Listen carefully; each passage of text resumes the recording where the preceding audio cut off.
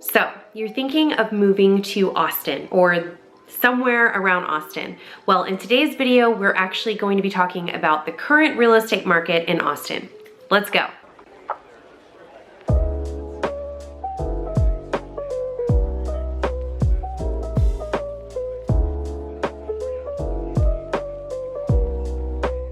Hey y'all, Happy New Year. Can we still say that? It's January still, so I think it's okay. Welcome back to the channel, or welcome if you're new. It's great to see y'all, great to be here. I'm Dominique. I am a local realtor here in the greater Austin area, and I come on here and I talk about real estate in Austin. I sometimes share home tours, sometimes we talk about the market. I have tips and tricks for buyers and sellers in the current market. And so I thought it would be a great opportunity just to kind of give an overview of what's going on. I've had a lot of clients reaching out recently, past clients, to discuss what their plans are for the coming year. Some are thinking of selling, some are wondering if they should hold off on selling and maybe rent out their properties while they make a move across the country for various reasons. And so I thought it would just be good to just kind of go over what's going on, what are the whisperings in the market, and just give y'all a brief update. So let's get into it. Let's get into the numbers. This is going to be a quick video. And as always, I have my notes here. So let's just get straight into the data, shall we? And we're looking at December. So historically, December is one of the slowest parts. As we're moving into winter, people are holding off on buying. You start seeing some of the sellers, withdraw their listings with the plans to come back in the spring. That's pretty typical. Months of inventory dropped in the metro area to 3.8 and 3.6 in the city. And there was also a big Fed meeting, which we're always looking at that to see how that will affect the market. Interest rates dropped to the mid sixes. So definitely a drop, but things were, we're not seeing anything close to the threes, and we don't see that happening anytime soon. Total sales dropped in December by about 16%, and which sounds like a lot, but again, it's typically seasonally slow in December, so that's not completely abnormal. So as I mentioned before, we saw a lot of listings go on hold, or they withdrew them with the plans that they may be coming back in the spring market.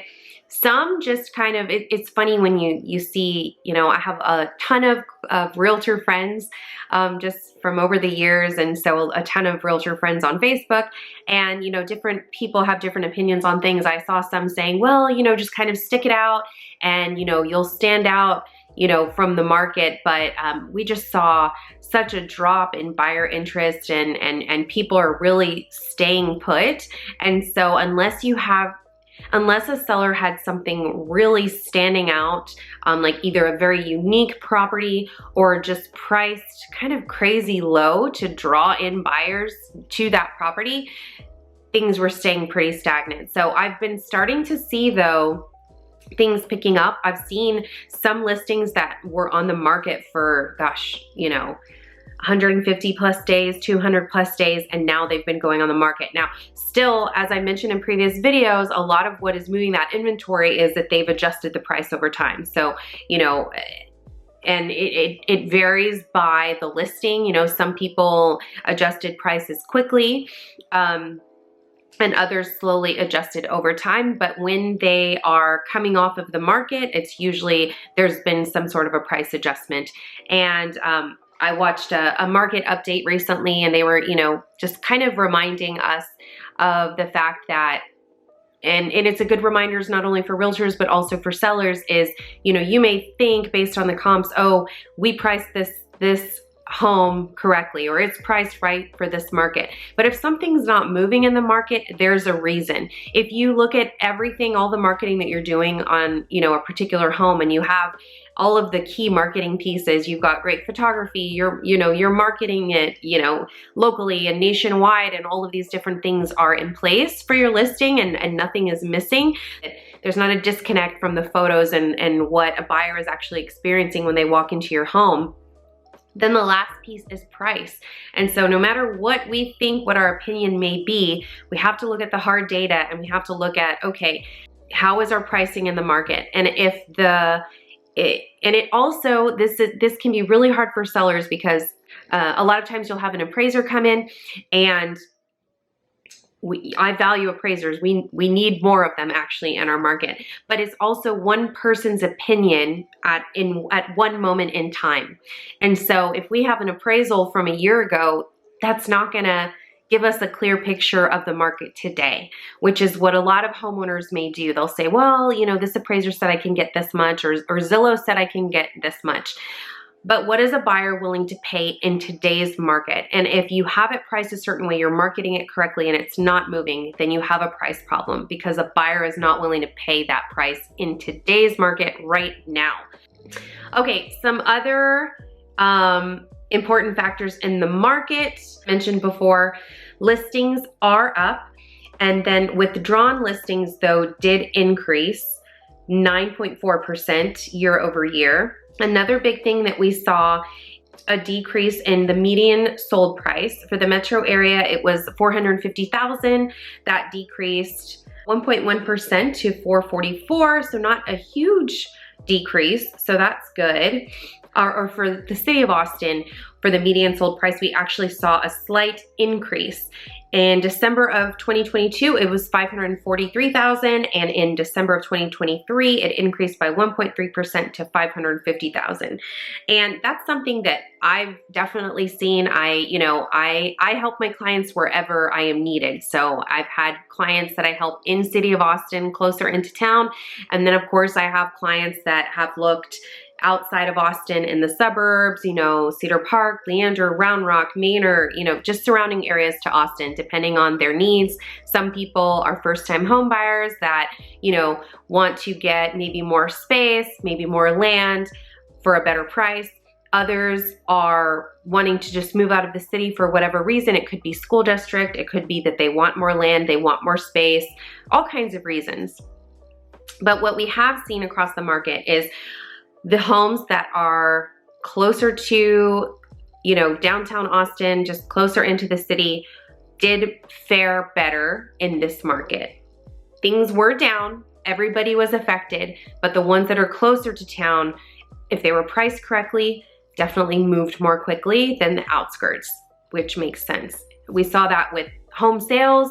We also saw that in the leasing market. Let me go over days on market. So how long when something goes, when we list something on the market, how long is it actually staying on the market? So in 2022, December of 2022, for the metro area, it was the average days, it was 59 days.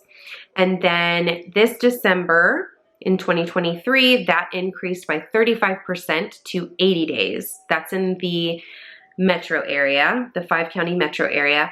And then for city of Austin, it increased by 27%. So from 51 days to 65 days. So in both cases, the days on market did increase, but definitely a lot more in the surrounding areas of Austin.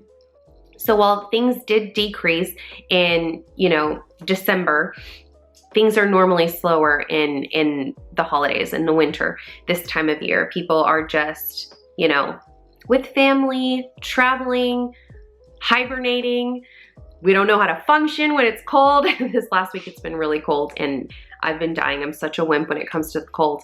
I know I've talked about the heat in past videos, but I will take the heat every day rather than having to be in 20-degree weather. 20-degree weather is too cold for me. I don't function well. So anyhow, even though things did slow down, it's not alarming because that's normally what happens. Historically, it's always slower this time of year. So we expect that now that we're in January, things, you know, have definitely, I have noticed things picking up, but historically things are slower still in January, still in February, and then we should start seeing a big increase in activity in March and April. But I have already noticed, and I've also talked with colleagues, some of my, you know, other realtor friends, and then also my lender partners, and there has been a great uptick in loan applications this month, visits to open houses, and, you know, just buyers reaching out, starting to get the process going. I've had a ton of buyers. I have one coming from out of town in a couple of weeks that we're gonna go and you know, take a look at some options. Anyway, there's just been a lot more phone calls, a lot more people reaching out. It seems like people are coming out of hibernation and Spring is such a beautiful season here in Austin, and so it's the perfect time to be out looking for homes. The temperature has increased today. We're in the 50s. It's a little gloomy outside, a little gray, but it's a beautiful time of year, and the perfect time, I feel like, to get a jump start before things start to get really busy. So if you are a buyer, if you've been kind of sitting on the fence thinking, oh, I want to buy in 2024, you know, we're having a baby, or I just want to invest in my first home, like whatever it is, now is a perfect time to get started. It doesn't take that long to get pre-approved. I can get you connected with area lenders who know our market, can help you get to the closing table, can make the process as smooth as possible. Just let me know. So as I mentioned, mortgage rates have decreased a little bit. They're in the mid sixes now. So nowhere near where we were before, of course, but we don't see that in the foreseeable future. But mortgage rates peaked at 8% in October, up to 8% in October, and then they started to decline in November. And then once they had the Fed meetings was when they dropped into the mid sixes. So everybody is just kind of looking to the Fed to see what's going to be happening this year. As I mentioned, clients have reached out to ask me what I think is going to happen. I have no idea, and nor does anyone else. Even, you know, these big time, you know, lenders or people that are keeping their eye on the market. I mean, nobody knows. And I've seen some people say that they thought maybe things would improve, you know, in March, but that doesn't seem like that's gonna be the case. We will see that uptick in activity just because some buyers just have to move no matter what's going on in the market. Some people just need to move because of life events. The consensus seems to be that they're expecting that things are going to improve as far as interest rates go heading into the summer. People are hopeful that that will be the case, but I would say the majority of people that I've heard, like economic forums and, you know, different meetings that I've been in, they expect that they're going to see a big change going into 2025. So right now the game is kind of, you know, if you're a buyer, the benefit of this market is that you are going to get into a property for much less than you would have a year ago. And as I mentioned before, you know, we're going to have to get you some incentives to get your interest rate down, all of those things. But that's kind of the name of the game right now, is getting into a home where you don't have a lot of competition. You're not having to outbid other people, and then also getting incentives from the seller in order to buy down your rate, in order to help with closing costs, all of those things. And one of the things to remember is, let's say you're somebody that, you know, wants to sell your home and you want to purchase. There's never going to be a time where you can benefit from the buyer and seller's market at the same time. Unless, of course, you're like you sold and then, you know, you rented for a while and then now you're buying and you're getting to, you know, buy a home at a lower price, but you're paying the higher rate. So, you know, it's just pick your poison, basically. Which one are you gonna do? And then in that case, you would have been paying rent this whole time. You're never gonna perfectly time the market. And when you're trying to buy and sell at the same time, you know, you're gonna, on one end, you may not get as much as you would have previously got, but you're gonna pay less on the house. So there's pros and cons to every market. We've just gotta look at the market that you're in and how can we work with the current market to your benefit. So if you're a buyer in the current market, one thing you wanna, you know, recognize is as we're going into 2024, things are gonna start picking up in March. So let's get your plan in place if you wanna buy this year, and let's get started with your search. As we head into March and April, we are gonna see, you know, an increase in inventory. So, you know, there will be more options, but right now there's less competition. As I mentioned before, we're starting to see an uptick in loan applications and, you know, people being out and about. So if you want to buy this year, now's the time. You know, if you want to consider the time that you need in order to prepare. Of course, getting pre-approved, and then once we get under contract, it's typically 30 days to close. And then once you close, it's a couple months before you have your first mortgage payment. So just want to think about all the moving parts if you want to buy this year. Now, if you're a seller in this market, of course, you want to take some time in order to prepare your home for the market. Do we need to have some repairs done? Is there anything, small things that we can do to make yours stand out from the competition? just all of those things from a marketing standpoint. What do we need to do to put your property in the best position so that it just stands out against the competition? Because as I mentioned, as we go into spring, there will be more inventory coming to the market. So there is going to be more competition. But the benefit of this market to, say, the fall market is there are also just way more buyers that are going to be out in the spring. So that is the benefit to a seller in this market right now. One thing to keep in mind is that, you know, real estate really depends on your zip code, really depends on your neighborhood, really depends on your block, and it depends on your home. And so pricing, again, is so important. So if you have a question about your home and how much we think that you can get in this market, let me know. I'm always happy to help. I would love to send you the data, talk it over with you, and, you know, just get you started on the process. Okay guys, well that is it for today's video. I know it was short and sweet, but packed with a lot of information that I hope was really helpful to y'all. If you have any questions, as always, you can leave a comment below. I also have my email. You can send me an email. You can call me, text me. I'm here to help y'all in whatever way that I can. And if you are thinking of moving to Austin, whether it's in the next 30 days, to in the next year, I would love to get you started on the process. I'd love to connect you with local lenders and just be a resource however I can. So be sure to reach out. I would love to connect with you. And thank y'all again so much for the support. Thank you for always coming back to the channel and leaving sweet comments and just being supportive in general. I really do appreciate it. As always, if you have video requests or specific questions that I can address in upcoming videos, let me know, because I'm here for y'all, and that's why I do these videos, so that I'm helpful to y'all.